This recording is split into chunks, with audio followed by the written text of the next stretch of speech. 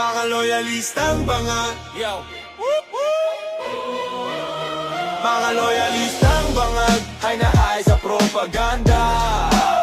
Mga loyalistang bangag may sarili mundo kasama bangag nilang presidente. Sila'y mga nakapula parang uniform sa eskwela. Sinasamba ang pamilyang bangag na parang telenovela. Mayaman daw sila sa talino pero naniniwala sa fake gold na kwento na kahay sa propaganda. Di na kailangang suminghot, oh my ghost project. Pero si bangag wala daw alam dito. May nawawalang bilyones, ingay politika lang daw. Walang programa, hindi mo lang daw get. Sa utak nila si Junior ay best of the best. Mga loyalistang bangag, bilib na bilib sa amo nilang adik. Mga loyalistang bangag, may mata pero bulag sa katotohanan. Mga loyalistang bangag, hay na hay sa propaganda.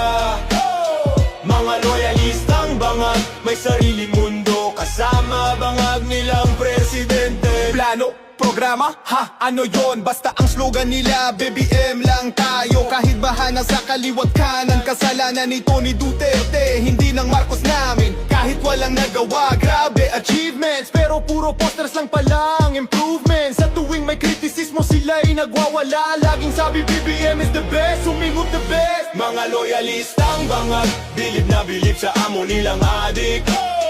Mga loyalistang bangag, may mata pero bulag sa katotohanan. Mga loyalistang bangag, hay na hay sa propaganda.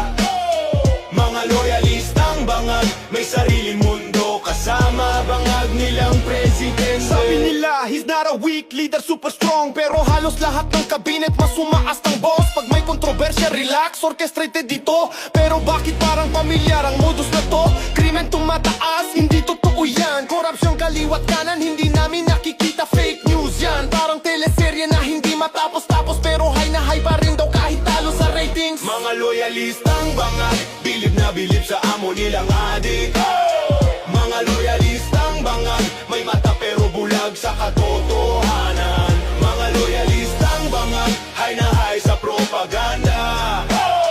Mga loyalistang bangag, may sariling mundo kasama bangag nilang presidente. Scroll lang ng scroll, parang walang hanggan. Share ng share kahit mali ang laman.